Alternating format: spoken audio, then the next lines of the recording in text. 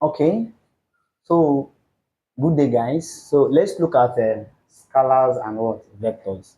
So scalars and vectors. So we're going to do the same way we know how we normally used to do it. I don't like long videos. I don't like long videos. That's why I normally split them. So let's start. If you do scalars and vectors, we're going to split it into two. Then scalars and vectors, then resolution of vectors. Yes.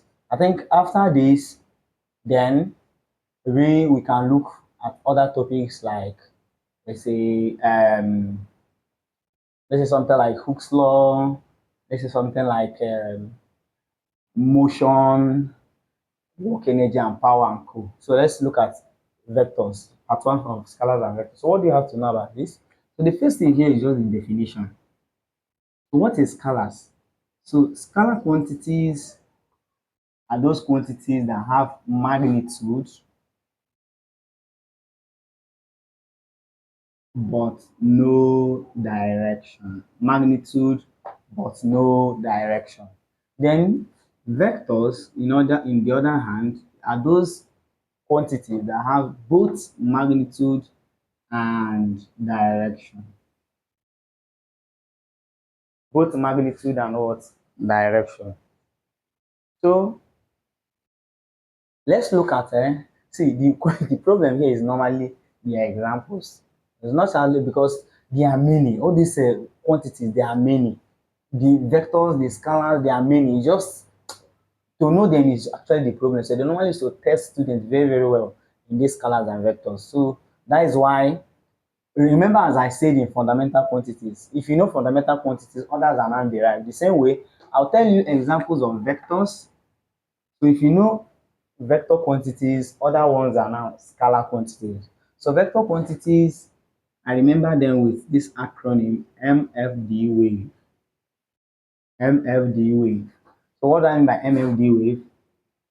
M is moment and momentum. As two, the M represents two M's, moment and momentum.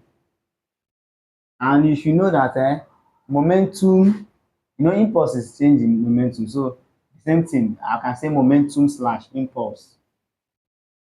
Good. Then F is forces. So all those parameters that their units are in what? Newton. So we have normal force. Normal force is in Newton. Push is a force. Pull is a force. Tension is a force. Thrust is a force. Upthrust is a force. Couple is a force. Tug is a force. Normal reaction is a force. So all these parameters they uses Newton as what? Their what? Their unit. Then the D means displacement.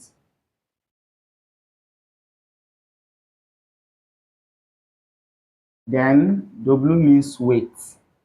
Good, yes. So you remember that time we compared mass and weight. You say that weight is a vector quantity, then mass is scalar. Then A is acceleration. Then V is velocity. Then E is electric field. So you remember in physics we have three fields: electric field and three force fields. Don't worry.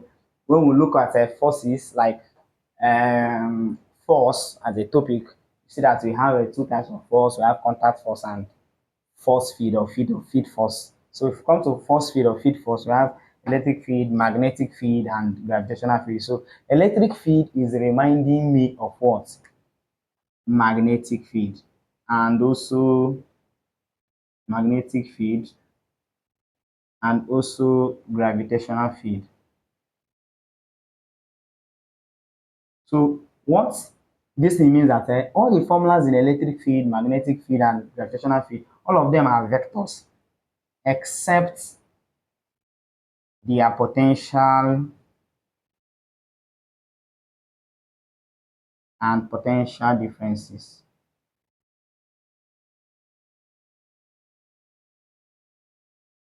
So what this thing means is all the formulas in magnetic field, electric field, and all of them are what? um vector quantity, excluding their potential and potential, because we have electric field potential as a parameter and electric field potential difference.